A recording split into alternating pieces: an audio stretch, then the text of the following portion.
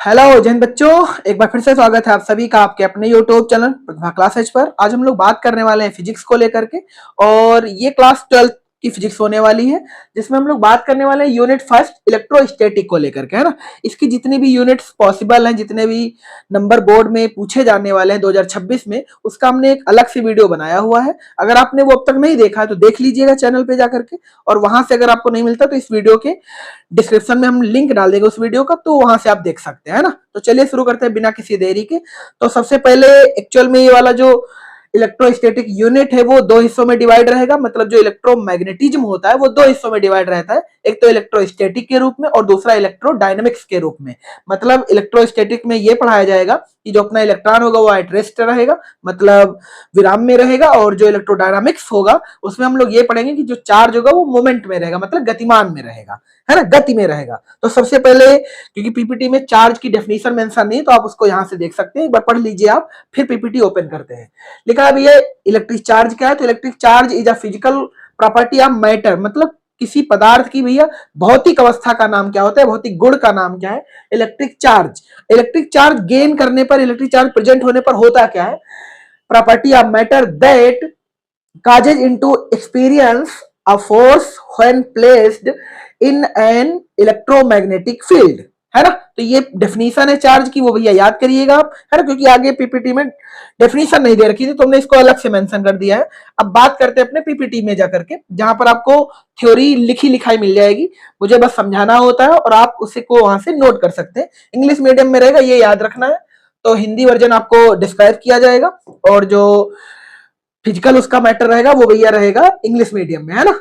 तो कोई दिक्कत वाली बात है नहीं। जो चीज ना समझ में आए, कमेंट बॉक्स ओपन है भैया सभी के लिए, आराम से आप वहां पर मेंशन कर सकते हैं कि इस चीज में प्रॉब्लम आई है ना। तो इलेक्ट्रोमैग्नेटिक सॉरी इलेक्ट्रोस्टैटिक में भैया टोटल चैप्टर आएंगे 4। कितने चैप्टर आएंगे?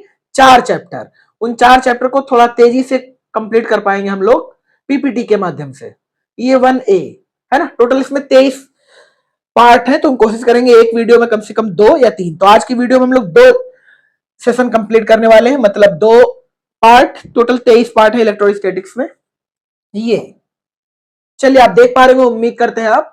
तो अपना जो पार्ट 1 फिजिक्स है उसका जो नाम आप कह सकते हैं वो ये कह सकते हैं, इलेक्ट्रोमैग्नेटिज्म, है ना, वैद्युत चुंबकत्व। ये डिवाइड होगा 2 हिस्सों में, एक तो इलेक्ट्रो और मतलब ये वाला वर्ड, एक तो इलेक्ट्रो में और दूसरा मैग्नेटिज्म में। जो इलेक्ट्रो होगा वो 2 वर्ड में चलेगा, कौन कौन से, एक तो इलेक्ट्रोस्टैटिक्स जिसमें हम लोग पढ़ेंगे चार्ज एट रेस्ट, और अगला जो इसका टर्म आएगा वो होगा इलेक्ट्रोडायनामिक्स, जिसमें होगा भैया charge in motion.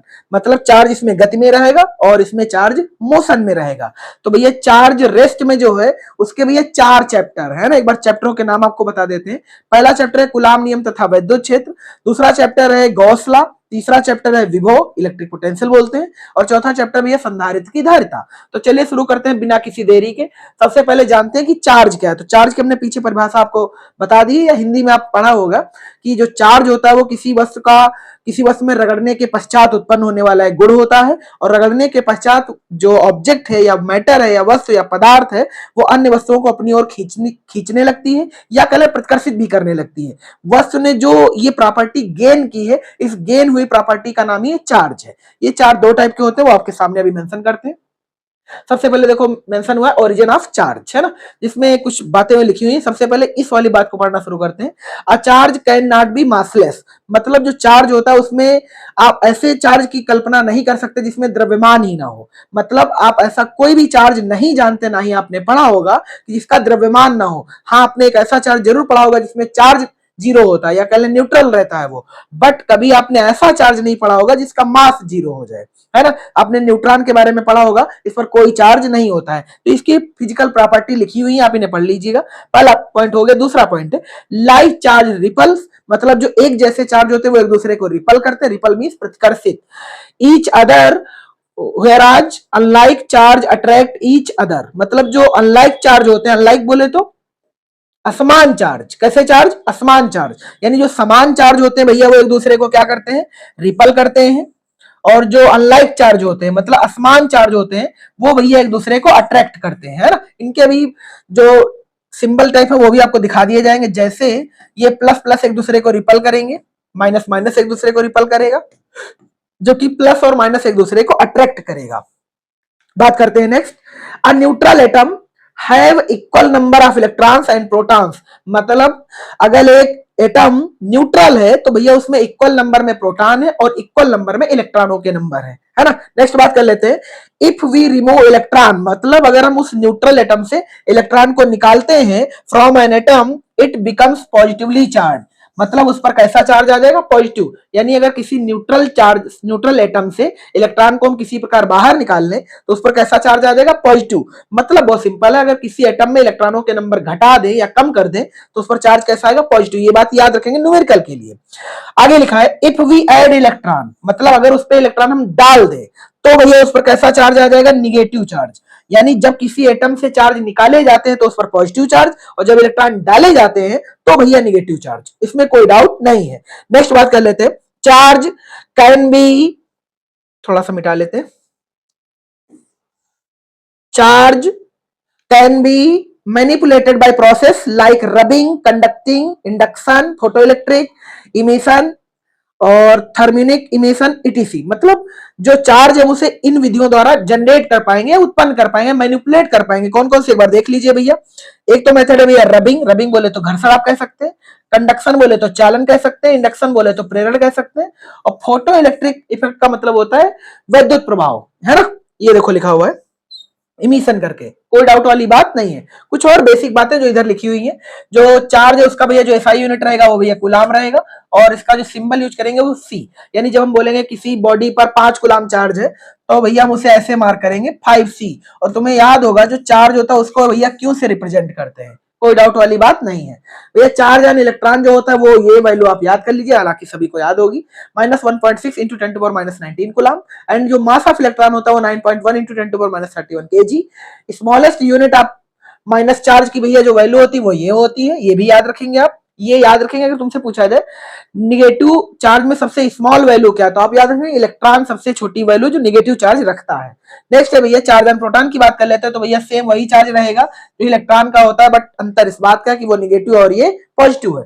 Mass of जो प्रोटॉन होता है वो ये होता है 1.67 इंटू 10⁻⁻27 kg। अगर तुमसे पूछा जाए स्मॉलेस्ट पॉजिटिव चार्ज कितना हो सकता है तो भैया याद रखेंगे प्रोटॉन, कोई दिक्कत वाली बात नहीं है। बात करते हैं नेक्स्ट, ये स्लाइड है ना। यहां पर अगर आप ध्यान से देखेंगे तो हो क्या रहा है एक्चुअल में, ये रेस नहीं हुआ यार,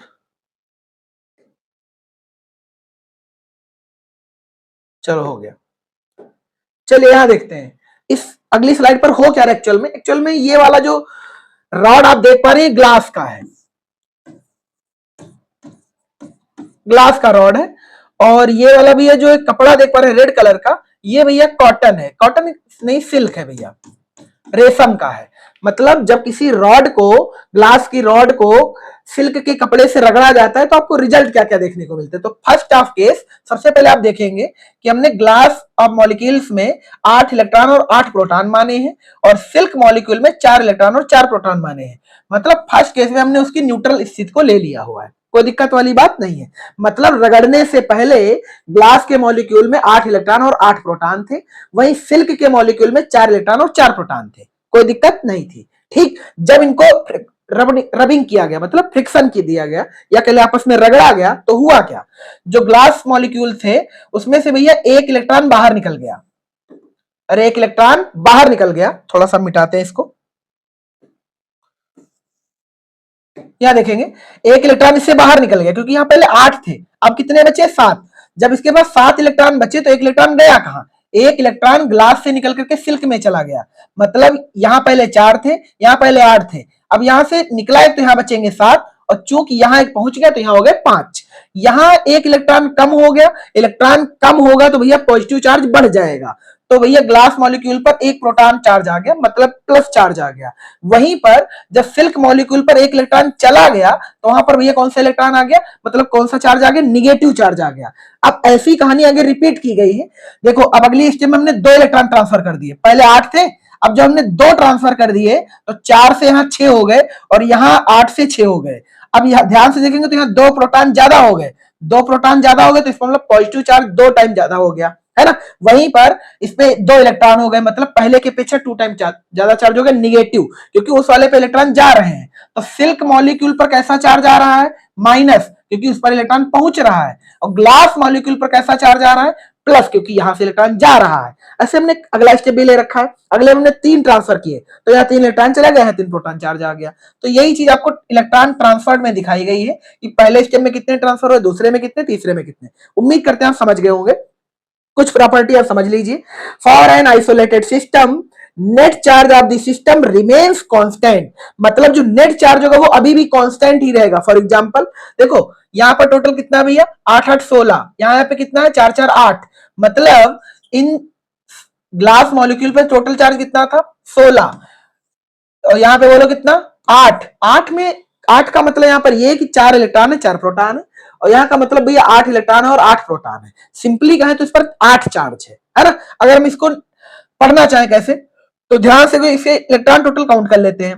8 इलेक्ट्रॉन है इसके पास, कितने इलेक्ट्रॉन है 8, तो यहाँ 8 है, यहाँ इसके पास 4। अगले स्टेप में देखो यहाँ 7 इलेक्ट्रॉन है, यहाँ कितने 7, तो एक भैया ये इसके बाद ट्रांसफर नहीं हो गया, तो 7 1 8 वापस से कांस्टेंट। सिमिलर कहानी यहाँ पर है, 6 इलेक्ट्रॉन 2 ट्रांसफर हुए, तो 6 और 2 8, 5 रिटर्न बचे, 5 और 3 8। कुल मिला के रबिंग के पहले या फ्रिक्शन के पहले जो भी चार्ज होता है अलग अलग बॉडी पर, फ्रिक्शन के बाद दोनों का योग भी वही रहता है जो उनके अलग अलग का योग था। यानी कि अगर किसी बॉडी पर पहले 5 इलेक्ट्रॉन था और दूसरे पर 3 था, आफ्टर ट्रांसफर एक पर 4 हो गया दूसरे पर 4, तो अभी भी योग तो वही रहेगा। मतलब ये initial charge equivalent final charge, ये लाइन याद रखेंगे। For an isolated system, net charge of the system remains constant, यानी जो भैया सम ऑफ चार्ज होगा वो ऑलवेज कांस्टेंट। और यहीं से एक पॉइंट क्रिएट हो जाता है, आपने पढ़ भी रखा होगा, इलेक्ट्रिक चार्ज इज कंजर्व्ड, मतलब जो वैद्युत आवेश है वो संरक्षित है, मतलब इसे ना तो उत्पन्न किया जा सकता और ना ही नष्ट किया जा सकता। इसे केवल और केवल एक चालक से या एक वस्तु से दूसरे वस्तु पर ट्रांसफर किया जा सकता है, ये बात याद रखेंगे। और ये जितने भी रूल होते हैं ना इन्हें स्ट्रिक्टली याद रखिएगा, उन्हें फॉलो करिएगा कि भैया जितनी भी पूरी फिजिक्स पढ़ते समय याद रखेंगे, इन रूलों का कभी कोई विखंडन नहीं पाया जाएगा। बात क्लियर होगी उम्मीद करते हैं। एक चीज और पढ़ लेते हैं, एक्सपेरिमेंट में क्या हुआ है। When glass rod is rubbed with silk cloth, मतलब जब ग्लास की छड़ को रेशम के कपड़े से रगड़ा जाता है, 1 or more इलेक्ट्रॉन, यानी 1 या 2 इलेक्ट्रॉन या उससे भी ज्यादा इलेक्ट्रॉन, जैसे कि इस वाले स्टेप में 1 इलेक्ट्रॉन ट्रांसफर कराया, इस वाले में 2, इस वाले में 3, 1 or more electron transfer from an atom of glass to silk, मतलब ग्लास से इलेक्ट्रॉन ट्रांसफर हो गया किसमें, सिल्क में। तो एक बात तो कंफर्म है, जिससे इलेक्ट्रॉन जाएगा उस पर पॉजिटिव चार्ज क्योंकि इलेक्ट्रॉन कम हो गए, और जिस पर इलेक्ट्रॉन जाएगा उस पर निगेटिव चार्ज। दस अतः ग्लास becomes positive, मतलब ग्लास पॉजिटिव हो जाएगा, and silk negative charge. However, total charge on silk and glass system remains constant, मतलब उनका नेट चार्ज अभी भी कांस्टेंट ही है, कोई डाउट वाली बात नहीं है। चलिए बढ़ते हैं आगे, अगली स्लाइड यहां देखते हैं। यहां भी वही चीज दिखाई गई है, वापस से इसकी प्रॉपर्टी दिखाई गई, तो वो चीज नहीं पढ़ रहे हम, यहाँ पर कुछ करेक्टर दिखे वो भी लिख देते हैं। The least possible value of charge that can be transfer is the charge of electron, मतलब एक चालक से दूसरे चालक पर जो मिनिमम वैल्यू ट्रांसफर होगी इलेक्ट्रॉन की, सॉरी आवेश की, तो वो ये होगी। मतलब जब भी हम कहेंगे किसी एक वस्तु से दूसरे वस्तु पे इलेक्ट्रॉन या आवेश ट्रांसफर हुआ है, तो कम से कम इलेक्ट्रॉन कितना ट्रांसफर होगा, वो वैल्यू ये है 1.6 इंटू 10⁻⁻19 कूलम। याद रखेंगे लीस्ट वैल्यू है, मतलब कम से कम। नेक्स्ट बात कर लेते हैं, charge can be transferred only in integer multiples, मतलब ये केवल एक पूर्णांक में ही चलेगा, यानी n में चलेगा। ये n की वैल्यू 1 से लेकर इनफाइनाइट तक चलती है। Of charge on an electron, in other words charge is quantized, मतलब जो चार्ज होता है उसे अनिश्चित रूप से डिवाइड नहीं किया जा सकता। यानी जो क्यू का एक फार्मूला आएगा सामने वो ये होगा, क्यू बराबर एन ई, प्लस माइनस इसलिए लगाया गया क्योंकि ये प्लस भी हो सकता है और माइनस भी हो सकता है। प्लस होगा तो प्रोटॉन की चर्चा, माइनस होगा तो इलेक्ट्रॉन की चर्चा। चूंकि प्लस और माइनस में केवल नेचर का वो है, मैग्नीट्यूड तो दोनों का सेम रहता है, इसलिए वैल्यू देखो सेम लिख दी गई है 1.6 इंटू 10⁻⁻19 कूलम। जहां पर भी जो एन है वो एक इंटीजर है, एन क्या है, इंटीजर है, कोई डाउट वाली बात नहीं है। नेक्स्ट बात कर लेते हैं, अगली स्लाइड पर हो क्या रहा है देखेंगे ध्यान से, प्रॉपर्टी ऑफ चार्ज है ना। तो इस वाले में हम समझेंगे चार्ज क्वांटाइजेशन, मतलब जो चार्ज है वो अनिश्चित रूप से डिवाइड नहीं कर सकते क्योंकि वो पहले से इतना छोटा माना जा चुका है। तो भैया ये क्लॉथ है और ये एक रॉड है ना। तो हम यहाँ पे चलो लिख लेते हैं, ये ग्लास रॉड है, ग्लास रॉड है ना, और ये भैया सिल्क क्लॉथ है ना, कोई दिक्कत वाली बात नहीं, रेशम का कपड़ा है। रगड़ने पे होता क्या, तो पीछे आपको बताया गया था कि रगड़ने पर भैया जो ग्लास की छड़ है उस पर आ जाता है पॉजिटिव चार्ज, और जो रेशम का या सिल्क का जो कपड़ा है उस पर आता है निगेटिव चार्ज। मतलब इस वाले से इस वाले पे इलेक्ट्रॉन ट्रांसफर हो जाता है। अब कितना ट्रांसफर होता है वही चीज यहाँ पे लिखी हुई है, एनई चार्ज। कितना चार्ज, एनई। तो जब एनई चार्ज ट्रांसफर होगा तो भैया इस वाले पर आ जाएगा प्लस एनई चार्ज और इस वाले पर आ जाएगा माइनस एनई चार्ज। मतलब अभी भी दोनों का नेट अगर निकाला जाए तो जीरो निकलेगा, है ना। नेक्स्ट बात कर लेते हैं। In the example shown in figure, amount of charge transferred from glass to silk is integer. मतलब n का मल्टीपल होता है, integer multiple of charge on an electron, है ना। तो charge on on a body कितना हो सकता है भैया, वो ये चीज याद रखेंगे। किसी भी ऑब्जेक्ट या किसी भी वस्तु पर जो चार्ज का मैग्नीट्यूड पॉसिबल है वो प्लस माइनस एन ई करके, जहां पर जो एन है वो एक इंटीजर है और उसके लिए वैल्यू ये लिखेंगे 1 2 3 अप टू डॉट डॉट, कोई दिक्कत वाली बात नहीं है। इस वाले पॉइंट से अपने को शो करता है क्या कि जो चार्ज है उसे अनिश्चित रूप से डिवाइड नहीं किया जा सकता। याद रखेंगे जो इलेक्ट्रॉन है उसे फंडामेंटल चार्ज माना जाता है। जो इलेक्ट्रॉन है उसे कौन सा चार्ज मानते हैं, फंडामेंटल चार्ज। फंडामेंटल चार्ज का मतलब होता है वो वैल्यू जो अपने आप में इतनी स्मॉलेस्ट यूनिट है कि उसे डिवाइड नहीं किया जा सकता। हिंदी में इसे भैया बोलते हैं मूल आवेश। अरे क्या बोलते हैं, मूल आवेश। और याद रखेंगे ये खुद से इतना छोटा है कि इसे तोड़ा नहीं जा सकता। हालांकि ये बात बहुत पुरानी है, अब तो जो नया वाला मटेरियल आ गया है उसमें ये चीज भी बताई जाती है कि जो इलेक्ट्रॉन है वो भी कुछ टुकड़ों से मिलकर बना होता है। उन इलेक्ट्रॉनों उन टुकड़ों का भैया ये नाम होता है, ये देखो लिखा हुआ है, आप शायद देख नहीं पा रहे होंगे, हम यहाँ पे अलग देख देते हैं, क्वार्क्स या क्वार्क्स करके बोल सकते हैं। यानी जो इलेक्ट्रॉन जिससे बने हुए हैं उनका नाम क्वार्क्स है ना। क्वार्क्स क्या चीज होती है, तो 1e/2 मतलब ई का आधा, इलेक्ट्रॉन का आधा। देखो 3/4 माइनस E/7, यानी ये वाले जो टर्म है वो भी क्वार्क्स के लिए है। बस ये नोट पॉइंट के लिए डेटा था, इनमें देखो हमने साफ साफ लिख रखा है ये चीज हमें पढ़नी नहीं है, मतलब हमें नहीं पढ़ना है। ठीक, बहुत बढ़िया। नेक्स्ट बात कर लेते हैं कुछ फीचर के बारे में। इनके प्रॉपर्टी पढ़ रहे हैं तो एक प्रॉपर्टी होगी, दूसरी देखते हैं।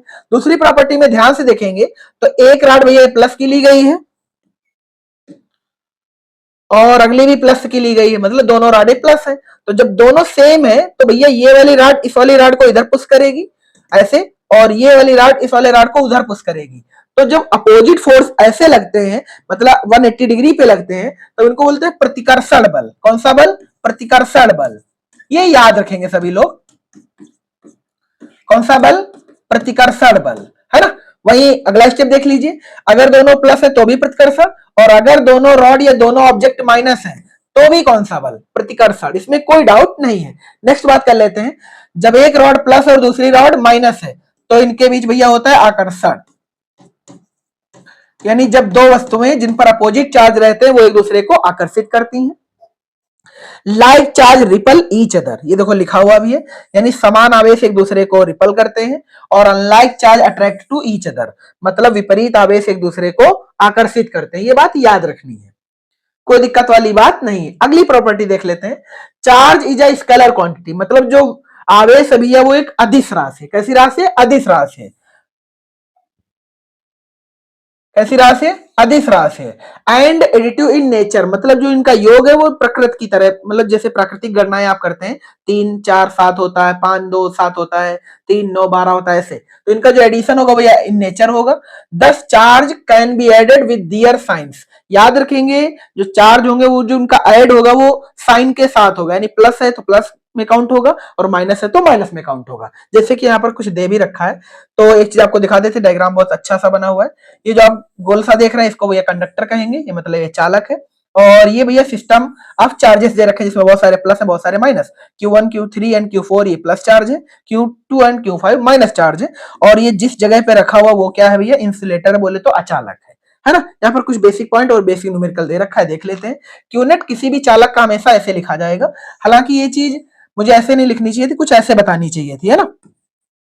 जो क्यूनेट होगा वो ऑलवेज ऐसे लिखा जाएगा, Q1 plus Q2 plus Q3 up to dot dot, है ना। अब यहाँ पर एक चीज याद ये रखनी होती है कि यहाँ पर जो Q1 Q2 Q3 लिखे हैं वो अपने साइन के साथ लिखे हैं, है ना। अगर वो माइनस है तो माइनस लिखा है, प्लस है तो प्लस लिखा है, ये बात याद रखनी है। ऐसा इसलिए क्योंकि आपने पीछे एक फार्मूला पढ़ा था प्लस माइनस एनी करके, इसमें कोई डाउट वाली बात नहीं है। तो एक न्यूमेरिकल छोटा सा है, देख लेते हैं।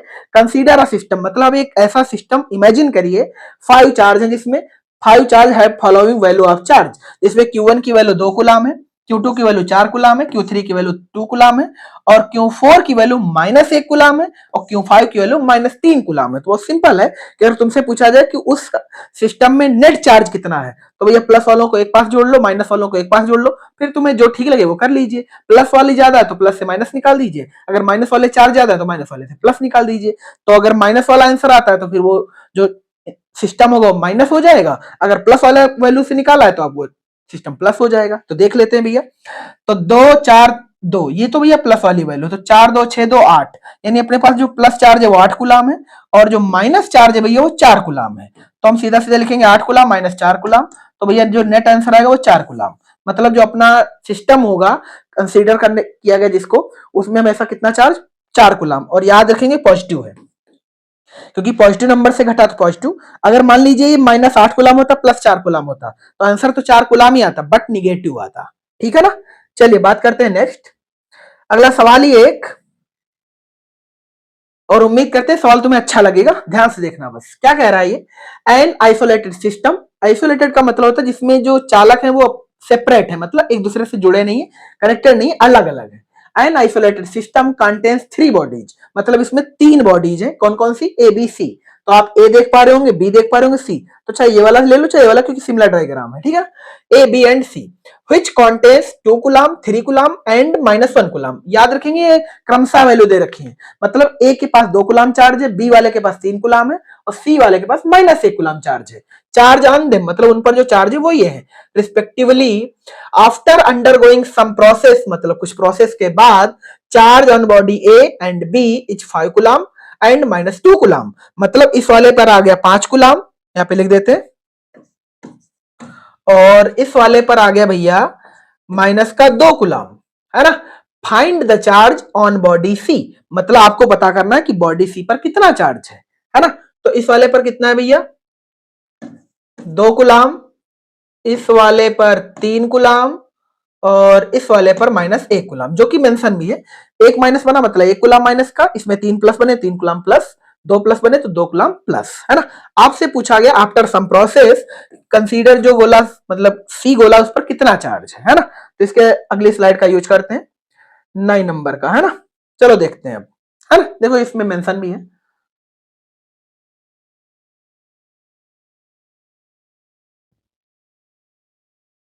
ये देखते हैं। कह रहा है let the charge on body C be X after the process, मतलब हमने प्रोसेस के बाद सी वाले पर एक्स चार्ज मान लिया, है ना। तो यहां पे लिख देते हैं आफ्टर प्रोसेस, इस वाले गोले पर भैया जो चार्ज की वैल्यू है वो एक्स है ना। तुम्हें बस ये करना होता है, देखो जब भी ऐसा कोई न्यूमेरिकल आएगा आप याद रखेंगे इनिशियल चार्ज कितना था और फाइनल चार्ज कितना, बस उसी में से तो मुझे निकल जाएगा। ध्यान से देखेंगे, इनिशियल मतलब प्रोसेस से पहले आपके पास चार्ज नेट ये था, और प्रोसेस के बाद चार्ज आपके पास ये है, बस खत्म सवाल, है ना। तो यहां पर देखो लिखा हुआ 2 बातें, एक तो इनिशियल चार्ज इक्विवेलेंट, देखो कितना है भैया, यहां पर पहले 2 कूलाम है, यहां 3 कूलाम है, तो टोटल कितना हो गया 5 कूलाम। तो पहले बिना प्रोसेस के जब चार्ज था वो कितना था, 3 कूलाम इसके पास, 2 कूलाम इसके पास, 5 कूलाम। 5 कूलाम से 1 कूलाम निकाल दिया तो हमने 4 कूलाम, यानी प्रोसेस से पहले इस वाले पूरे सेटअप पर कितना चार्ज था, 4 कूलाम। अब आगे देखते हैं, याद रखेंगे चार्ज की जो मैग्नीट्यूड है वो कभी चेंज नहीं होगा, ये याद रखेंगे। इसका मतलब आफ्टर प्रोसेस भी कितना रहना चाहिए, 4 कूलाम। चेक कर लेते हैं, देखो ध्यान से, ये भी है 5 कूलाम, ये कितना है 5 कूलाम, ये वैल्यू है 2 कूलाम, तो 5 और 2 तो ये बचेगी 3 कूलाम, कितनी बचेगी 3 कूलाम, यानी इन दोनों को हमने ध्यान से नोटिस करा तो आपके पास चार्ज कितना बचा 3 कूलाम, जबकि हमें लाना कितना है 4 कूलाम। तो भैया बताओ एक्स की जो वैल्यू होगी क्या वो 1 कूलाम हो जाएगी, मतलब आफ्टर प्रोसेस चार्ज कितना हो गया 4 कूलाम। तो हमने एक्स की जगह पर कौन से नंबर का यूज करा, 1 कूलाम का, बस इतना सा आंसर था। तो एक्स की वैल्यू कितनी आ गई 1 कूलाम, कोई दिक्कत वाली बात नहीं। कैसे लगा एक बार देख सकते हैं, जो इनिशियल चार्ज है 3 2 5, एक हटाया 4 कूलाम, तो initial charge equivalent final charge, final charge 5 coulomb minus 2 coulomb, जिसमें 5 ये 2 ये तो 3 कूलम बचेगा, तो 3 प्लस एक्स लिखा, एक्स की वैल्यू निकालेंगे, 4 कूलम से 3 कूलम निकल गया, आंसर 1 कूलम, है ना। कुछ बातें यहां भी लिखी, उन्हें भी पढ़ लेते हैं आप। Charge remains conserved for an isolated system, ये बात आपको पीछे भी बताई थी, इसमें कुछ नया नहीं था, है ना। चलिए बात करते हैं अगले सवाल को लेकर के, या देखते हैं क्या है अगली प्रॉपर्टी है ये, है ना। देखते हैं क्या है ये अगली प्रॉपर्टी, ये है मास चार्ज एंड मास के बारे में, है ना। तो देखते हैं ध्यान से, देखो लिखा है इंट्रिंसिक प्रॉपर्टीज ऑफ मैटर, है ना। स्केलर क्वांटिटी जो होता है ये exerts force on the bodies at a distance, मतलब जो फोर्स है वो डिस्टेंस पे डिपेंड करता है ना। तो कुछ यहाँ पर फोर्सेस दे रखे, इन्हें भी देख लेते हैं। देखो ये दे रखा है भैया, ये मास है, ये एक मास है, मास के बीच हमेशा एक ही फोर्स लगता है जिसका नाम है ग्रेविटेशनल फोर्स, हिंदी में ये कह सकते हैं गुरुत्वाकर्षण बल। कौन सा बल? गुरुत्वाकर्षण बल। जबकि चार्ज के बीच जो बल लगता है उसे वैद्युत बल बोलते हैं। चार्जों के बीच जो बल लगता है वो कौन सा? वैद्युत बल। और द्रव्यमानों के बीच जो बल लगता है वो भैया गुरुत्वाकर्षण बल। अगर आप इसका ध्यान से नाम देखें तो ये वाला बल कहता है कि गुरुत्व प्लस आकर्षण, मतलब ये वाला बल ऑलवेज आकर्षण बल होता है, जबकि ये वाला बल दो कैरेक्टर शो करता है। एक तो आकर्षण का भी, क्योंकि अगर चार्ज अनलाइक है तो आकर्षण, और लाइक चार्ज है तो भैया प्रतिकर्षण, है ना। नेक्स्ट बात कर लेते हैं, चार्ज कांट एग्जिट विदाउट मास, मतलब जो चार्ज है वो बिना मास के संभव नहीं है। मतलब क्यू नेट जीरो है तो नहीं है तो चलेगा, बट अगर मास जीरो है तो ये चार्ज पॉसिबल नहीं होगा, नॉट पॉसिबल। आगे देखो लिखा हुआ है, मास can exist with zero net charge, मतलब अगर किसी चालक पर नेट चार्ज जीरो है तो वो पॉसिबल करेगा, बट अगर मास जीरो है तो वो कभी पॉसिबल नहीं करेगा। मतलब मास not zero, Q net zero चलेगा, तो ये वाला पेयर भैया पॉसिबल होगा। मतलब अगर कोई चालक आपके पास ऐसा है जिसका मास जीरो है तो भैया वो चालक पॉसिबल नहीं है, या कह लें उस पर कोई आवेश पॉसिबल नहीं है। और यदि अगर उसका मास जीरो नहीं है तो भैया चार्ज जीरो पॉसिबल है ना। तो ये वाली चीज पॉसिबल रहेगी, ये बात याद रखेंगे। इसका एग्जांपल आपको बता देते हैं भैया, न्यूट्रॉन। क्या बता दें? न्यूट्रॉन। तुम्हें याद होगा न्यूट्रॉन पर मास तो होता है, मास कितना होता है आपको याद होगा, 1.68 इंटू 10 टू पावर माइनस का 27 kg करके। बट भैया इसका जो चार्ज होता है वो जीरो होता है, कोई दिक्कत वाली बात नहीं है, ठीक है ना। नेक्स्ट बात कर लेते हैं अगली स्लाइड की, ये भी प्रॉपर्टीज ही चल रही है सब। ये चार्ज है, ये मास है, तो ध्यान से देखेंगे भैया, जो चार्ज होता है वो दो टाइप का होता है, कौन कौन से? एक पॉजिटिव चार्ज और दूसरा निगेटिव चार्ज, है ना, टू टाइप्स। और इनमें देख लीजिए अट्रैक्शन और रिपल्स भी दिखाए गए हैं, प्लस माइनस एक दूसरे को अट्रैक्ट करते हैं, और जब दोनों भैया प्लस होते हैं तो एक दूसरे को रिपल करते हैं, कोई डाउट वाली बात नहीं है। वहीं पर अगर दोनों माइनस है तो भी भैया एक दूसरे को रिपल्स ही करेंगे, ये भी याद रखेंगे, ठीक। जबकि बात करें मास की, तो मास भैया ऑलवेज अट्रैक्ट, यहाँ पर क्योंकि चार्ज नहीं होते, इसका मतलब साफ है कि मास का कोई टाइप भी नहीं होता, ये भी याद रखेंगे। बात समझ में आ गई सभी बच्चों को?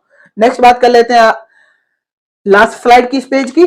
चार्ज में भैया देख लीजिए आप कि अगर 1 e मान लेते हैं वेलोसिटी है, तो इसमें एक बहुत अच्छा पॉइंट लिखा हुआ है, इन पॉइंटों को एज ए न्यूमेरिकल पढ़िएगा सब लोग।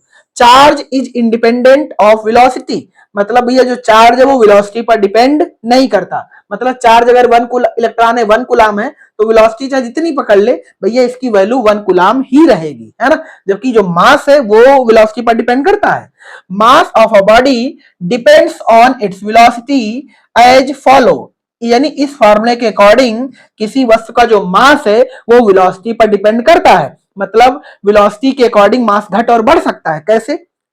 एम बराबर एम नॉट बटे में स्क्वायर रूट के भीतर है भैया 1 minus V square minus C square, ये लिखा हुआ है। जहां पर भी जो सी है वो वेलोसिटी ऑफ लाइट है, जिसकी आप वैल्यू जानते होंगे, नहीं याद है चलो हम लिख देते हैं, 3 इंटू 10 टू पावर 8 मीटर प्रति सेकेंड, है ना। उम्मीद करते हैं डेटा आपको याद होगा।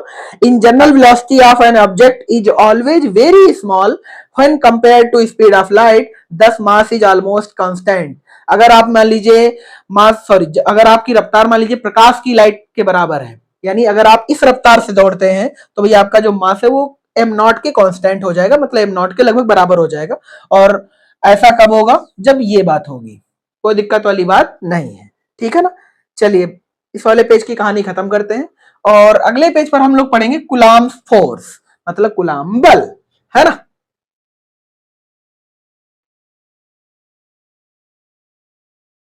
आपको याद होगा अभी अभी हमने पीछे एक चीज पढ़ी कि जब दो चार्ज होते हैं एक दूसरे के पास, तो या तो एक दूसरे को आकर्षित करेंगे या तो एक दूसरे को प्रतिकर्षित करेंगे। तो आपके दिमाग में ये चीज जरूर आनी चाहिए कि कितने बल से आकर्षित करेंगे और कितने बल से प्रतिकर्षित करेंगे, है ना। वही चीज हम यहाँ पर समझेंगे।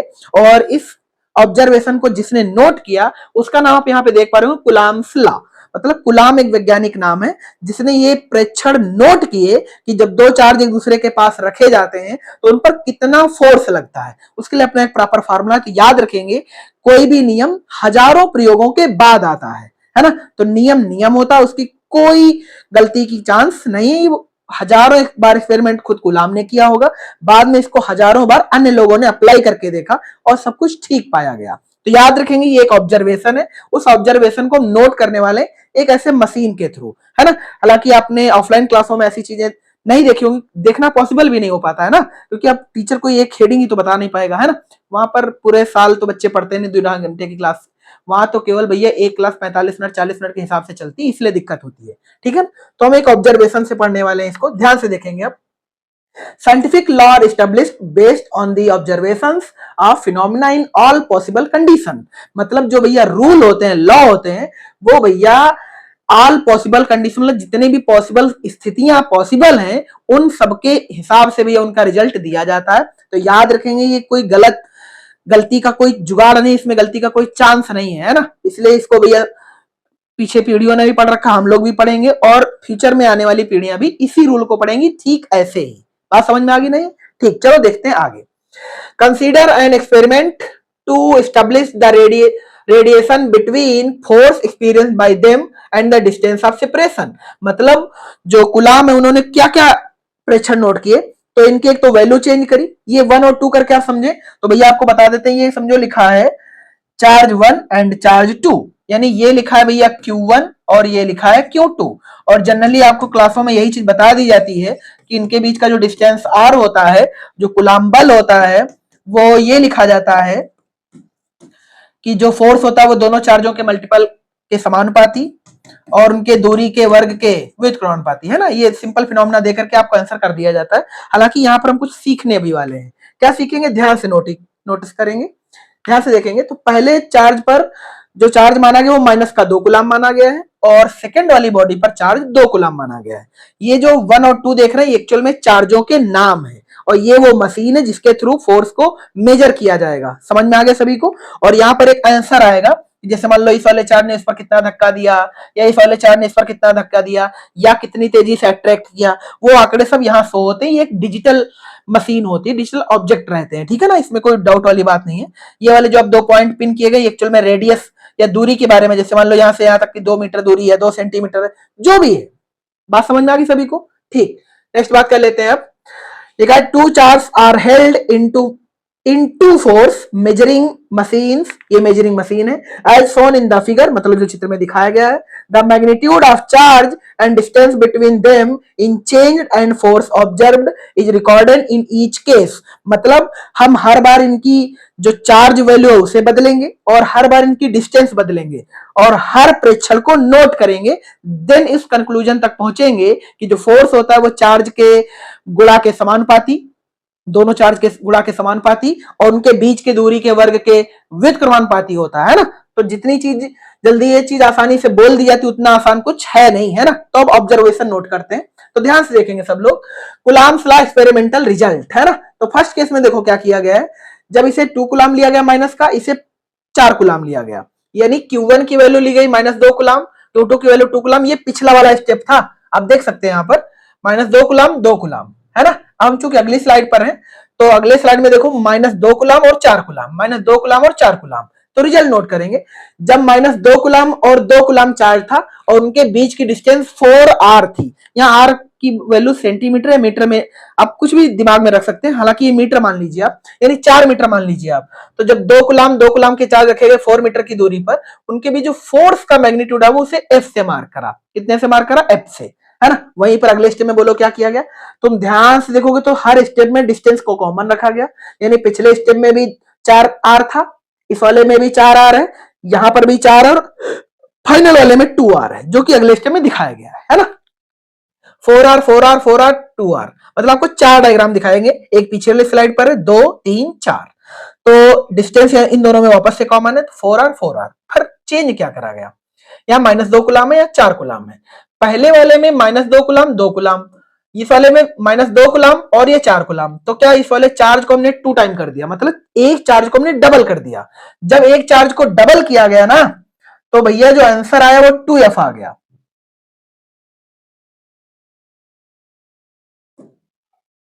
तो अच्छा, सब डायग्राम भी यार ऑन हो रहे हैं, है ना। चलो वापस से देखते हैं। चलो भाई, अब देखते हैं, है ना। -2 कूलाम 2 कूलाम, तो इनके बीच का जो नेट फोर्स निकाला गया वो कितना आया, F। वहीं पर ध्यान से, तो दूरी सभी सेम है, बस एक चार्ज को डबल कर दिया गया। जब एक चार्ज को डबल कर दिया गया तो फोर्स आ गया 2F। अरे फोर्स कितना, 2F। इसका मतलब साफ हो गया, जो फोर्स होता है वो चार्ज की वैल्यू पर डिपेंड करता है। कहां डिपेंड करता है, वैल्यू पर। अगली चीज, क्या हमने देखा कि चार्ज को हमने डबल किया तो फोर्स भी डबल हो गया। इसका मतलब जो फोर्स है वो चार्ज के समानुपाती होता है। बात क्लियर हो गई, ठीक। अब देखते हैं थर्ड वाला पॉइंट। थर्ड वाले पॉइंट में चार्ज को एक चार्ज को -1 कूलाम लिया गया और अगले वाले चार्ज को कांस्टेंट रखा गया, क्योंकि ये 4 से 4 है, बट ये वाले 2 से 1 हो गया। इसका मतलब जब एक चार्ज को आधा करेंगे भैया, तो फोर्स भी आधा हो जाएगा। ये 2F था, 2F से वापस से F हो गया। कोई दिक्कत वाली बात, यानी पहले वाले डायग्राम में F फोर्स लग रहा था, F न्यूटन, दूसरे वाले में 2F लगा और तीसरे वाले में वापस से F लगा, है ना। अगला देखते हैं ये वाला फिनोमिना।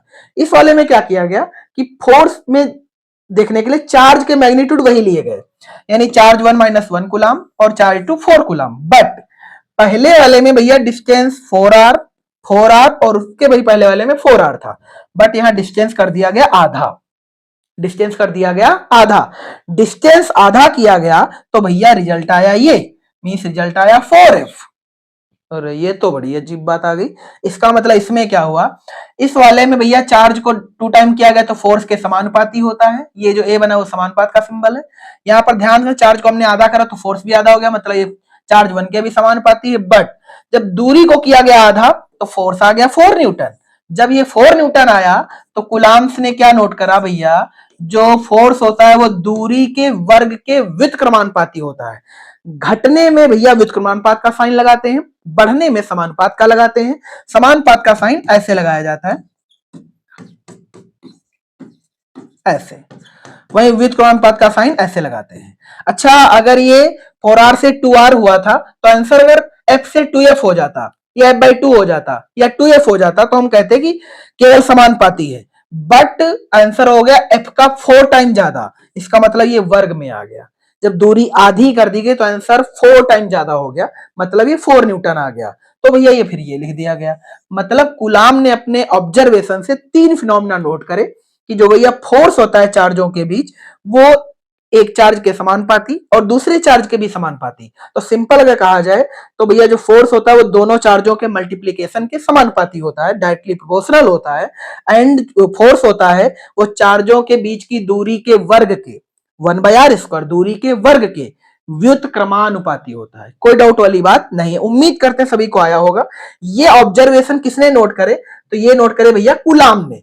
अब यहीं से कुलाम्स लॉ आ गया। कैसे आया वो सुनना ध्यान से। Coulomb's law, observation of experiment are recorded in adjacent table, मतलब उसने एक टेबल पर इन वैल्यू को निकाला। ये एडजस्ट टेबल है, मतलब घटाया बढ़ाया करके, इसको इसलिए एडजस्ट टेबल बोल रहे हैं।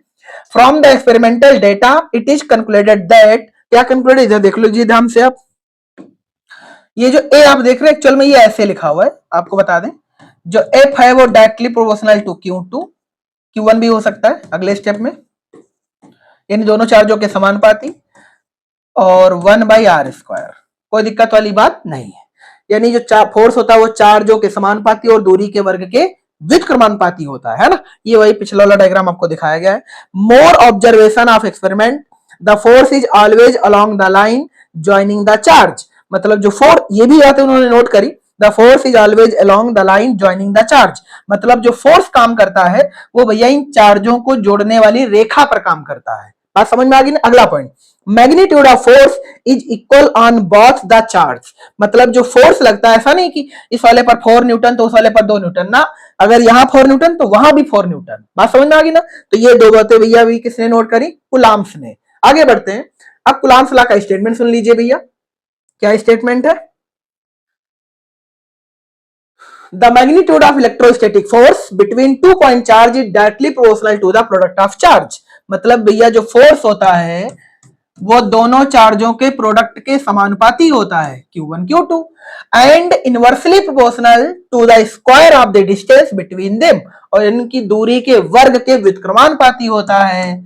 मतलब F inversely proportional to R square. बस ये दो बातें आपको याद रखनी है कुलाम्स लॉ के लिए।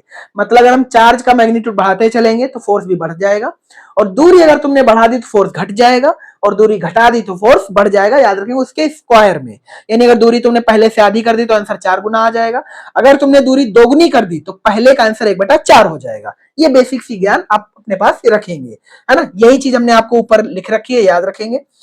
इसी से एक फार्मूला निकल के आएगा, ये F1 2 करके, तो उनके जो फोर्स चार्ज 1 और चार्ज 2 है उनके मार्क करा गया, ये उसका मैग्नीट्यूड लिखा हुआ है। तो इसको हम सही लिख देते हैं, हालांकि इसमें क्लियर नहीं दिख रहा होगा, ये लिखा है ये Q1 Q2 by are square. यानी अगर इन दोनों फंक्शनों को हम मिला दें तो इस वाले कांस्टेंट या इस साइन को हटाएंगे तो एक प्रॉपर कांस्टेंट लिया जाएगा, जिसको हम के बोलेंगे, जहां पर जो के होगा वो प्रायोगिक नियतांक होगा। इसका मात्रक भैया न्यूटन रहेगा, यानी बल पर जो पूरी तरह से कॉपीराइट है वो न्यूटन साहब का है ना। तो बराबर के Q1 Q2 by are square. यहाँ पर जो Q1 Q2 का है वो दोनों मल्टीपल, मतलब चार्जों के मल्टीपल है, और जो आर है वो उन चार्जों के बीच की दूरी है, जो कि आप साफ साफ देख पा रहे होंगे। As the force experience by two different bodies is in opposite directions it can be considered as action reaction pair. मतलब ये क्रिया और प्रतिक्रिया का बल युग्म होता है, मतलब पेयर होता है। यहाँ पर कुछ बातें लिखी जो कि शायद ऊपर नीचे हो गई हैं। यहाँ पर जो के हो भैया प्रायोगिक नियतांक है, इसकी वैल्यू यहाँ पे लिख देते हैं। के की वैल्यू होती है 9 गुणे 10 की पावर 9। हालांकि ये इस वैल्यू का कैलकुलेशन होता है, ये भी याद रखेंगे, 1/4 पाई एप्सिलॉन नॉट, है ना। अगर इसका मात्रक निकालने जाओ तो भैया मात्रक निकलेगा न्यूटन इंटू मीटर स्क्वायर बटे कूलाम स्क्वायर। कोई डाउट वाली बात नहीं, ये के की वैल्यू है। के में भैया के का एक और वैल्यू 1/4 पे एप्सिलॉन नॉट। जो एप्सिलॉन नॉट है भैया वो निर्वात की वैद्युतशीलता है, जिसे इंग्लिश में ये बोलते हैं परमिटिविटी ऑफ फ्री स्पेस, मतलब निर्वात की वैद्युतशीलता।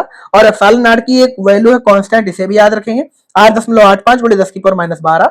यूनिट जो इसका होगा भैया वो के का रिवर्स हो जाएगा, और रिवर्स तो हो ही जाएगा। क्यों हो जाएगा? क्योंकि जो के की वैल्यू है, जो के की वैल्यू है वो ये है 1/4 पाई एप्सिलॉन नॉट, है ना।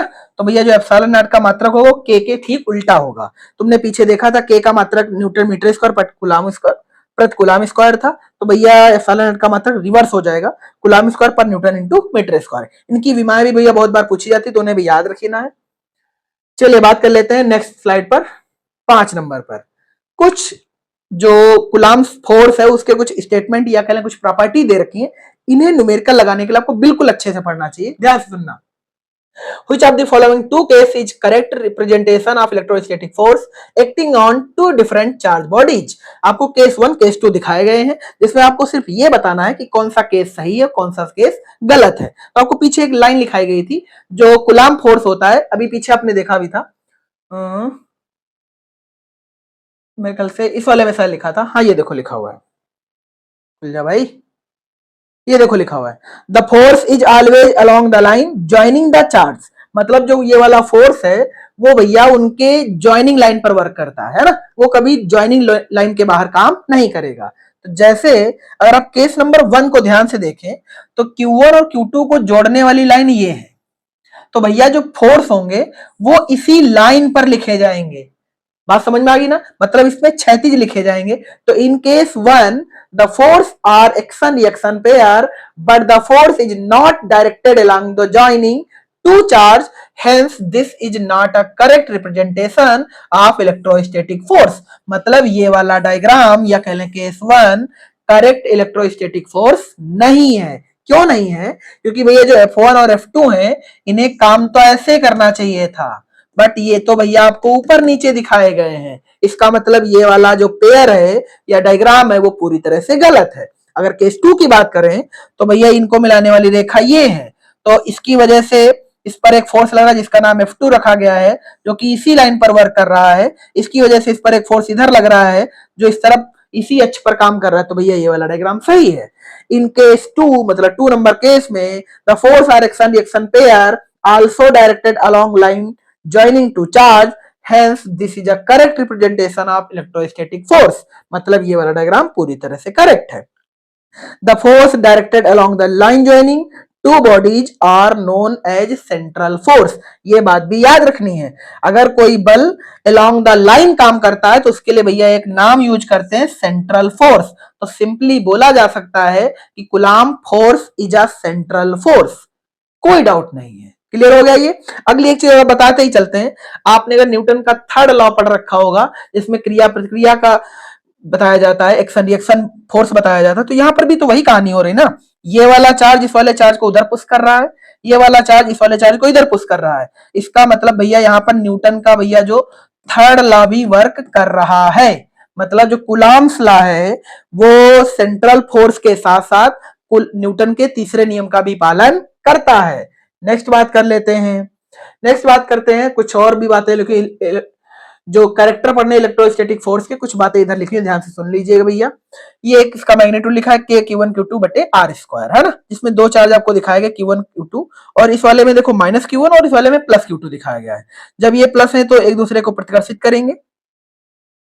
यहां भैया रिपल्स हो रहा है और इस वाले केस में भैया अट्रैक्शन हो रहा है। ठीक है, एक चीज और आपको बता देते हैं पहले ही, 11th क्लास में अगर आपने वेक्टर नहीं पढ़ा था तो भैया यहाँ पर वेक्टर का बहुत यूज आने वाला है। तो हम डेरिवेशन करते वक्त हालांकि वेक्टर पर चर्चा जरूर करेंगे, बट यहाँ अलग से इसको बताया नहीं गया। तो हमारे कुछ पुराने वीडियो इस पे पड़े होंगे पिछले सत्र के, है ना, तो उन वीडियोस को आप देख लेना, तो आपको ये वेक्टर वाली चीजें आपको क्लियर समझ आ जाएंगी। हालांकि इस समय अपने पास उतना टाइम नहीं है कि हम अगली 5-6 क्लास से वेक्टर के लिए यूज करें, है ना। तो कुछ पुराने वीडियो पड़े उन्हें आप देख लीजिएगा जब हम चाक वाले बोर्ड पर पढ़ाया करते थे। तो यहाँ होगा भैया रिपल्स और यहाँ होगा अट्रैक्शन। मतलब दो सेम चार्ज एक दूसरे को रिपल करेंगे और अनलाइक चार्ज मतलब अपोजिट चार्ज एक दूसरे को अट्रैक्ट करेंगे। कुछ यहाँ पर भैया इनकी प्रॉपर्टीज कूलम्ब बल की दे रखी, उन्हें पढ़ लीजिए फटाफट। X between two distinct charge, मतलब ये दो चार्जों के बीच काम करता है। मैग्नीट्यूड इज इक्वल, F बराबर F, मतलब ये वाला चार्ज इस वाले चार्ज पे जितना फोर्स डालेगा सेम भैया ये वाला चार्ज भी उस वाले चार्ज पर उतना ही फोर्स डालेगा। ठीक। एक्ट इन अपोजिट डायरेक्शंस, मतलब ये जो क्रिया है बलों की वो अपोजिट डायरेक्शन में होगी। Is an action reaction pair, मतलब ये क्रिया प्रतिक्रिया बल है। आल्सो कॉल्ड सेंट्रल फोर्स, मतलब ये केंद्रीय बल है। क्यों है आपको पीछे बताया गया था। Also along the line joining the charge, मतलब sorry acts along the line joining the charge, मतलब जो ये फोर्स है कूलम्ब बल वो along the line along the line काम करता है। Depends on the medium in which they are placed, मतलब ये उस माध्यम पर भी डिपेंड करता है जहां पर ये प्रेजेंट होते हैं। मतलब दो चार्ज तेल में उपस्थित हैं, कांच में है, वायु में है, निर्वात में है, कहां पर है, ये चीज भी मैटर करती है फोर्स के मैग्नीट्यूड पर। अगला point, Coulomb's law, electrostatic force of interaction between two charge is independent of presence और अब्सेंस अदर चार्जेस, मतलब जो इलेक्ट्रोस्टैटिक फोर्स है वो डिपेंड करता है इन दो चार्जों के अलावा भी कि और चार्ज उपस्थित हैं अन्यथा नहीं। बट इस फोर्स की एक खूबसूरती आपको बता देते हैं, अगर Q1 में Q2 या Q1 Q2 के बीच बल 2 न्यूटन लग रहा है तो भैया चाहे इसके पास जितने भी चार्ज आ जाएं इन 2 न्यूटन की वैल्यू पर कोई प्रभाव नहीं पड़ेगा।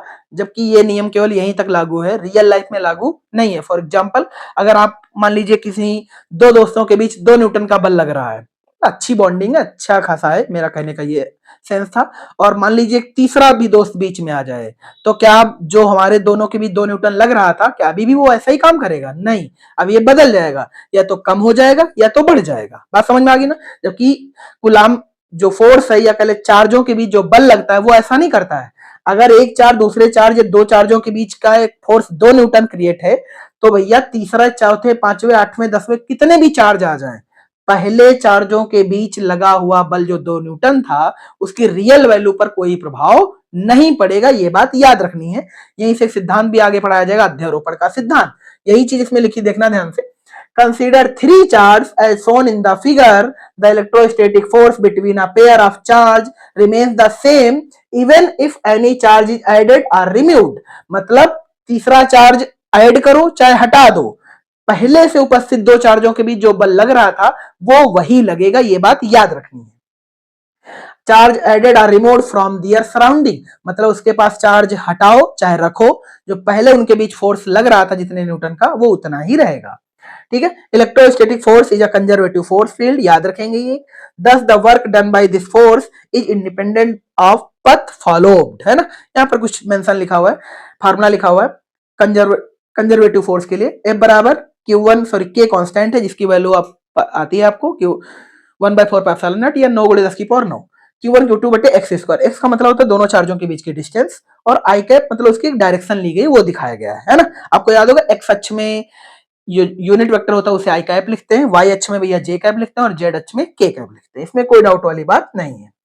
उम्मीद करते हैं जो हम आपको बातें बता रहे हैं वो अपने पीछे भी पड़ी होंगी, है ना। अब देखते हैं ध्यान से, यहाँ पर कुछ लिखा हुआ है, सवाल है सिंपल सा, correct two unknown charge Q1 and Q2 are kept at a fixed distance R, मतलब दो चार्ज है Q1 और Q2 एक दूसरे से R दूरी पर स्थित है।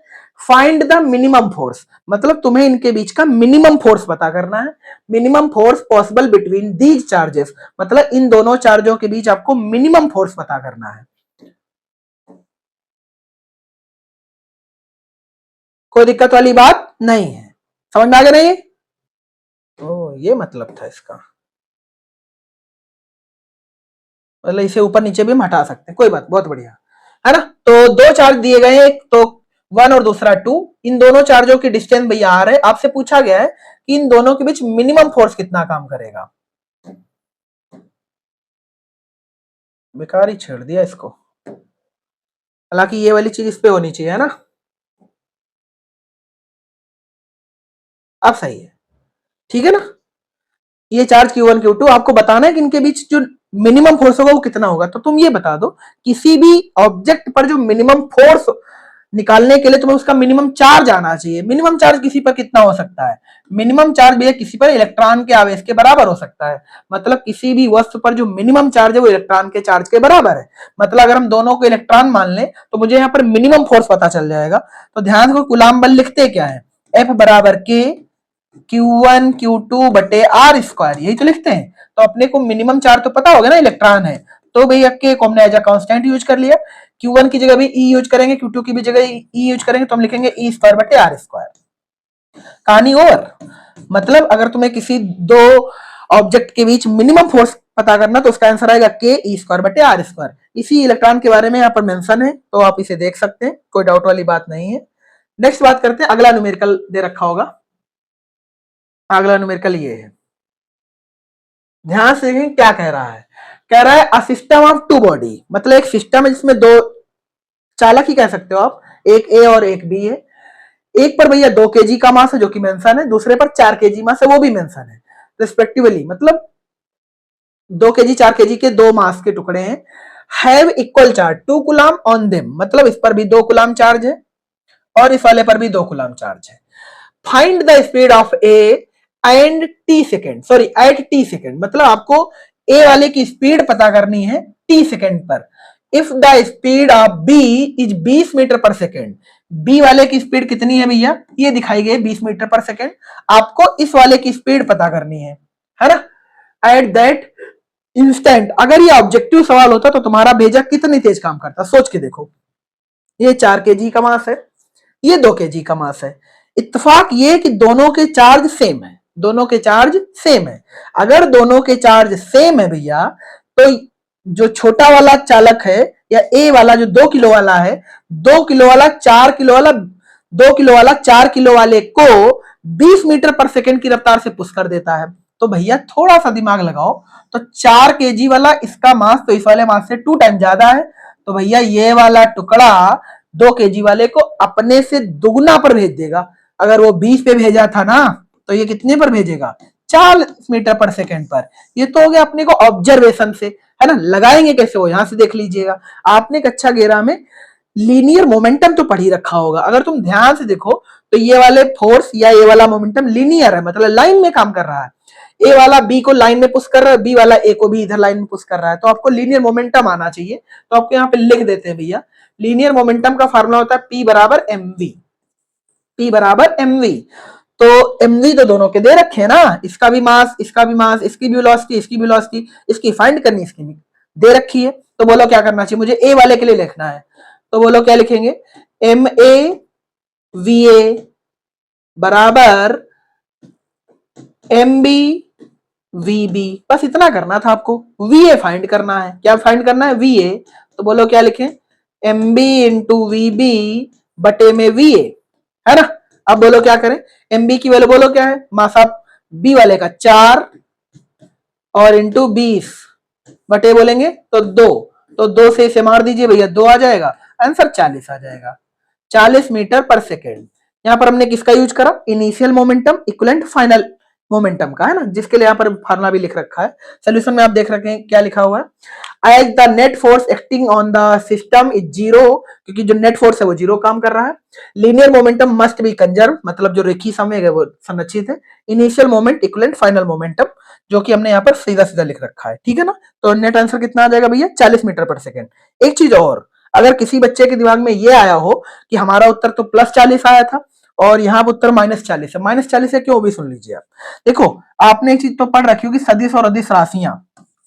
तो भैया वेग एक सदिश राशि है, अरे वेग कैसी राशि है, सदिश। तो आपको याद होगा, अगर यहाँ पर ध्यान से देखेंगे तो ए वाला बी को इस तरफ धक्का दे रहा है और बी वाला ए को इस तरफ धक्का दे रहा है, मतलब अपने से अपोजिट डायरेक्शन में धक्का दे रहा है।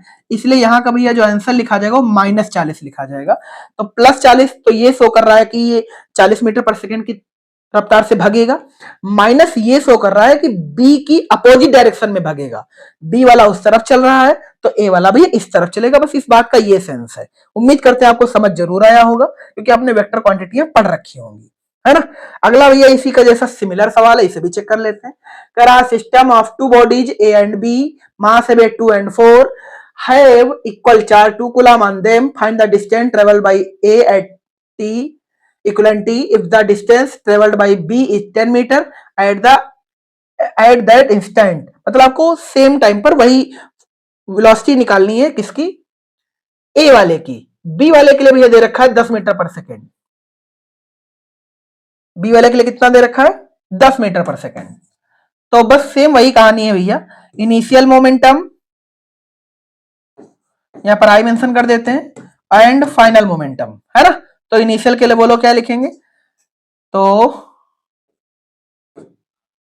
M A V A equivalent M B V B, है ना। मुझे फाइंड करना है वी ए, तो हम लिखेंगे भैया एम बी वी बी बटे में एम ए, है ना।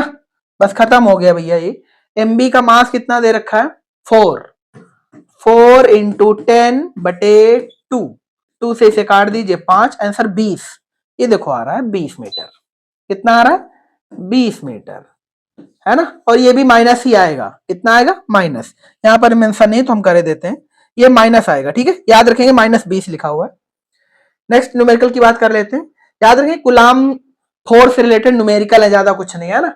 ये देखो एक स्क्वायर दे रखा है जिसमें चारों कोनों पर सेम मैग्नीट्यूड के 4 दे रखे हैं, और चूंकि स्क्वायर है तो सभी साइडें सेम है, और इसके जो विकर्ण की वैल्यू आप सभी जानते हैं √2 इंटू साइड होता है, तो √2a हो गया, है ना। सवाल क्या है, 4 bodies of equal charge Q are placed at the corners of a square of side a as shown, मतलब जो ए दिखाया गया आपको, find the force exerted on any one charge by other charge, मतलब आपको इन 3 चार्जों की वजह से किसी एक चार्ज पर नेट फोर्स निकालना है। तो हमने ये वाला चार्ज पिक कर लिया, ये वाला चार्ज इस वाले पे चार्ज पर बल लगाएगा, ये वाला इस पर, ये वाला इस पर, है ना। तो देखो हमने नाम मार्क करे, ये वाला पहला चार्ज, ये वाला दूसरा, ये वाला तीसरा और ये वाला चौथा, है ना। तो ये वाला भैया चार्ज इस वाले पर फोर्स डालेगा, तो हम इसका नाम रखेंगे F41, यानी चौथे पर बल लग रहा है, किसकी वजह से लग रहा है 1। तो इसे पढ़ते क्या है, फोर्स 4 यानी चौथे वाले पर बल ड्यू टू 1, मतलब पहले के कारण। तो F421 इसे बोलो क्या पढ़ेंगे, F43, इस वाले को क्या बोलेंगे F42, मतलब A due to 2, A due to 3, A due to 1 है। अब अगर तुम इनके मैग्नीट्यूड को सॉल्व करने चले जाओ तो इन वाले के बीच की डिस्टेंस क्या लगेगी a, इस वाले के बीच की डिस्टेंस a, बट इस वाले के बीच की डिस्टेंस लगेगी √2a, है ना। हम 3 फोर्सेस निकाल देते, तो ध्यान से देखेंगे, number the charge from 1 to 4 as shown in figure. Now let's find the force on charge 4. Let F41, F42 and F43. be the forces acting on charge 4 due to individual charge 1, 2 and 3 respectively.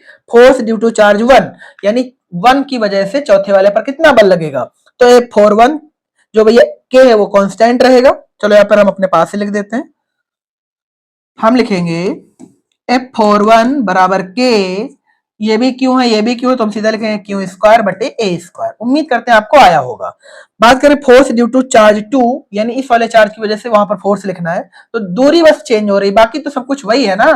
तो के Q square और बटे में बोलो क्या लिखेंगे, root two ए square. तो root two का भैया 2 हो जाएगा, ए का ए स्क्वायर हो जाएगा, मतलब ये हो जाएगा के क्यू स्क्वायर बटे 2a स्क्वायर। अगर तुम थोड़ा सा भेजा लगाओ अपना, तो ये वाली वैल्यू तो भैया किसके बराबर है, देखो ना ध्यान से इसको, ये वाली वैल्यू है एफ के बराबर है, किसके बराबर, एफ के बराबर। तो भैया इसे एफ बाई टू लिख दिया गया, मतलब अगर हम इस वाली वैल्यू को एफ मान लें तो ये वाला भैया आंसर एफ बाई टू आएगा। और अगर हम तुमसे पूछें एफ फॉर थ्री तो ये वाला भी आंसर एफ ही आएगा। मतलब आपको 3 फोर्सेस मिल गए अब, F, F by two, F, है ना। ये वाला जो एफ है भैया वो 4-1 है, जो एफ बाई टू है वो भैया 4-2 है, और जो ये वाला एफ है वो भैया 4-3 है। अब पेज करते हैं चेंज, अगले पेज पर देखते हैं इसको। अगले पेज पर ये कुछ ऐसा नजर आएगा, है ना। तो यहाँ पर ये बस वेक्टर का गेम है पूरा, ये वाला एक नेट चार्ज है इस पर एक फोर्स इधर काम कर रहा है, एक फोर्स इधर काम कर रहा है। तो थोड़ा सा दिमाग लगाएंगे सभी लोग।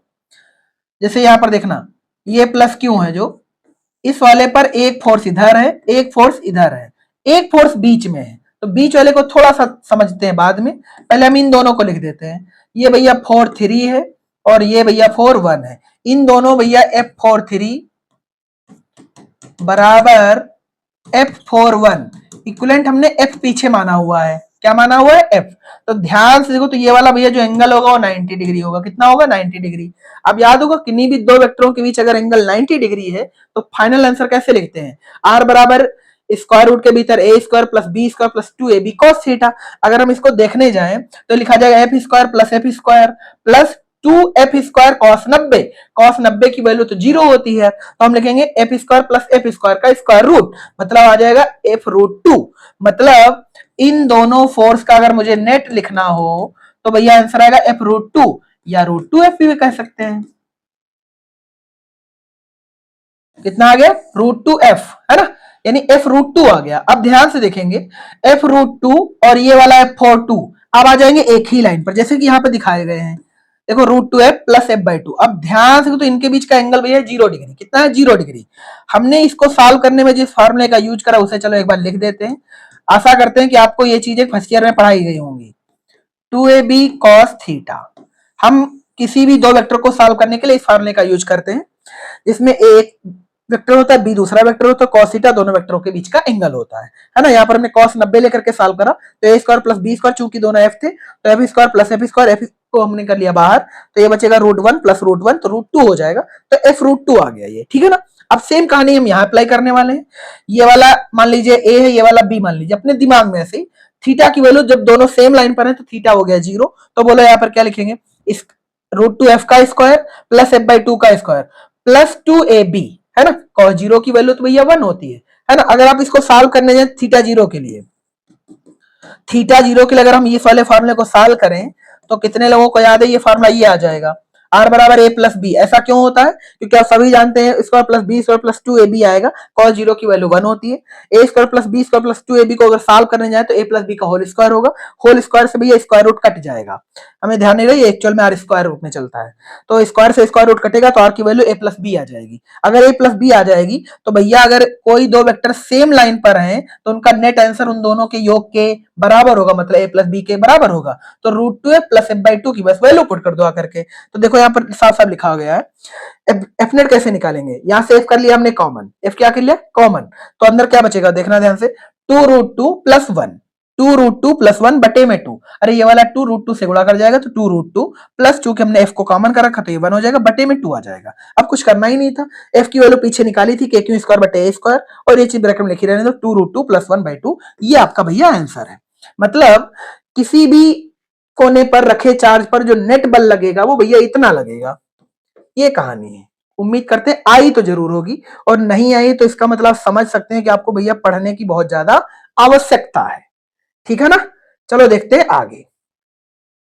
अगला सवाल सिमिलर है लगभग, पर है कैसा, सुनना ध्यान से। Four bodies of equal charge Q R place, मतलब चार चार्ज वापस से हैं और सिमिलर है और सभी के मैग्नीट्यूड और साइन सेम है। Corners of a square of side A and one charge at the centre of the square, मतलब चार चार्ज तो पहले से कॉर्नर पे थे, सभी के मैग्नीट्यूड सेम, नेचर भी सेम, और एक चार्ज और भी है जिसका मैग्नीट्यूड और नेचर सेम है, जिसका मैग्नीट्यूड क्यों है और नेचर क्यों है, सो नेचर प्लस है। Find the force exerted on the charge placed at the centre bye other charge, मतलब आपको यह बताना है कि जो सेंटर पर चार्ज उपस्थित है उस पर नेट फोर्स कितना लग रहा है। तो बहुत सिंपल कहानी थी यार। इसके लिए चलो एक छोटा सा डायग्राम बनाते हैं और समझते हैं इस चीज को। बस वेक्टर आना चाहिए सभी बच्चों को। ये एक स्क्वायर मान लेते हैं, ये इसका विकर्ण मान लेते हैं। यहां पर एक चार्ज स्थित है जिसका मैग्नीट्यूड क्यों है।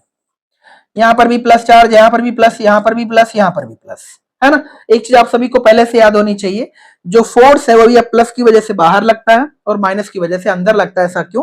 तो क्योंकि प्लस की वजह से इलेक्ट्रिक फील्ड बाहर होता है, माइनस की वजह से इलेक्ट्रिक फील्ड अंदर होता है। अभी हमने इलेक्ट्रिक फील्ड पर कोई चर्चा नहीं की है, इसलिए चीज आपको पहले से पता होनी चाहिए थी। तो इस वाले प्लस की वजह से भैया इस वाले फोर्स चार्ज पर फोर्स इधर लगेगा। मान लेते हैं ये 1 चार्ज है, ये 2 चार्ज है, 3 चार्ज है और ये 4 चार्ज है ना। थोड़ा सा कलर चेंज कर लेते हैं।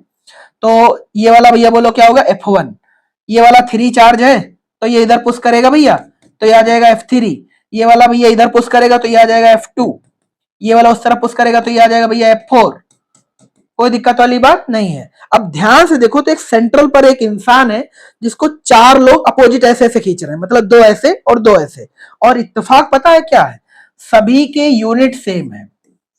सिंपल कहें तो सभी के पास ताकतें सेम है। ताकतें सेम है तो बताओ इस पर नेट जो चार्ज लगे वो तो जीरो लगेगा यार, है ना। देखो किसी एक लाइन पर अगर या किसी एक विकल्प पर तुम ध्यान से देखो तो दो फोर्स अपोजिट काम कर रहे हैं। दो फोर्स अगर अपोजिट काम कर रहे हो, दोनों की ताकतें सेम है। जैसे F1 बराबर F3 एक फिनोमिना, F2 बराबर F4 दूसरा फिनोमिना।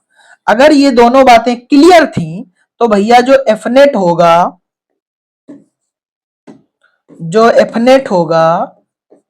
वो भैया जीरो आएगा। कितना आएगा? जीरो। मतलब सेंट्रल पर रखे चार्ज पर जो नेट आंसर आएगा वो 0 न्यूटन आएगा। यहां पर लिखा देख लेते हैं, the value of charge are same, also the distance between central and all corner charge is same. मतलब सेंटर और कॉर्नर के सभी चार्जों की वैल्यू अलग अलग है। देखो एक चीज और बता दें आपको, कॉर्नर पर चार्ज अगर सेम थे तो अंदर का चार्ज भी कोई भी ले लो, आंसर भैया जीरो ही आएगा। बात समझ में आ गई नहीं है? हाँ, अगर आंसर चेंज करना चाहते हो तो आप इनकी जगह पर नेचर चेंज कर लीजिए, जैसे 2 को प्लस मान लीजिए, 2 को माइनस, देन आंसर आ सकता है। समझ में आ गया नहीं है?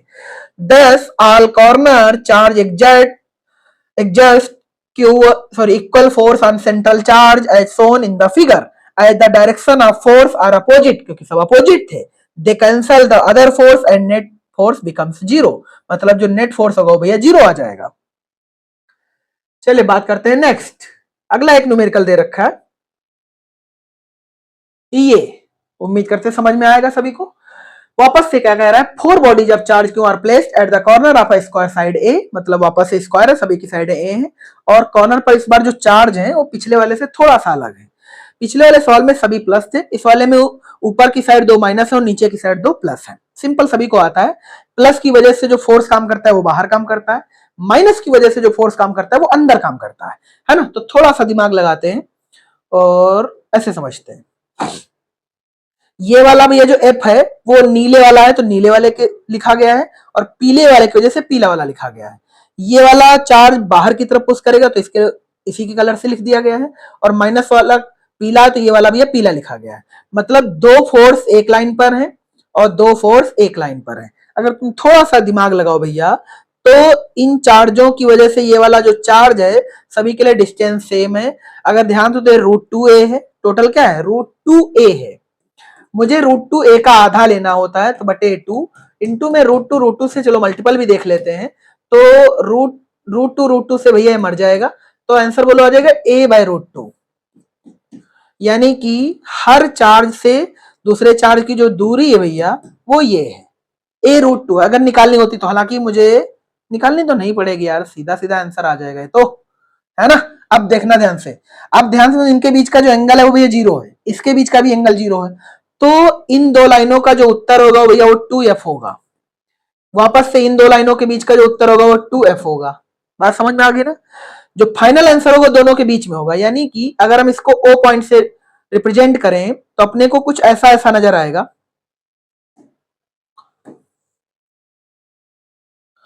ये पॉइंट O, ये पॉइंट O, एक वेक्टर ऐसे एक वेक्टर ऐसे, मतलब ये है भैया 2f और ये भी है 2f। अगर ये स्क्वायर था तो भैया ये वाला एंगल 90 होगा। ये वाला एंगल कितना होगा? 90। जब भी दो वेक्टर राशियां 90 डिग्री पे होती हैं तो उनका भैया जो नेट लिखा जाता है बहुत सिंपल है, ए स्क्वायर मतलब 2f का स्क्वायर प्लस 2f का स्क्वायर। उम्मीद करते हैं बस खत्म। ये आपका हो गया नेट आंसर। ये जो एफ नेट लिखा है ना उसका आंसर लिखा है 2f square plus 2f square. ध्यान से देखो तो ये लिखा है √2 2f। समझ में आ गया ना? 2f को कॉमन कर लीजिए, 2f√2 लिखा है, यानी जो फाइनल आंसर है वो ये है 2f√2। बस खत्म कहानी, है ना? देखते हैं, मेरे ख्याल से अगले पेज पर सॉल्व होगा। हाँ ये देखो सॉल्व हुआ है। तो f की वैल्यू निकाली गई भैया KQ स्क्वायर बटे a/√2, जो कि हमने पीछे डिस्टेंस निकाल के दिखाई दी थी, ये वाली a/√2 है। 2KQ स्क्वायर बटे a स्क्वायर, मतलब ये सभी f की वैल्यू कांस्टेंट रहेगी, सेम रहेगी। और जो f नेट निकाला जाएगा आपको हमने पीछे ही बता दिया था, कितना आएगा? 2√2f या 2f इंटू √2। अरे हमने पीछे क्या लिखा था? 2f इंटू √2, और यही चीज तो इन्होंने लिख रखी है। कोई दिक्कत तो नहीं, बस खत्म।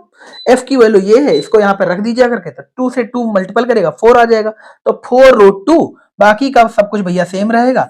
ऐसा इसलिए सेम रहेगा क्योंकि क्यू और ए की वैल्यू हमें पता नहीं है। अगर मुझे क्यों बता दिया जाता कि 1 कूलाम है, 2 कूलाम है, 3 कूलाम, 4 कूलाम, और ए की वैल्यू भी बता देते कि 10 सेंटीमीटर 20 सेंटीमीटर, तो यहाँ पर हम एक रियल नंबर के साथ आंसर लिख पाते न्यूटन में। उम्मीद करते हैं हम क्या कहना चाहते हैं समझ पा रहे होंगे। देखना ध्यान से, ये न्यूमेरिकल अगर आप करने आ गए ना, आपको यकीन मानिए हर न्यूमेरिकल ये 3-3 नंबर कैरी करता है। बात समझ में आ गई सभी बच्चों को? चलिए देखते हैं आगे, है ना?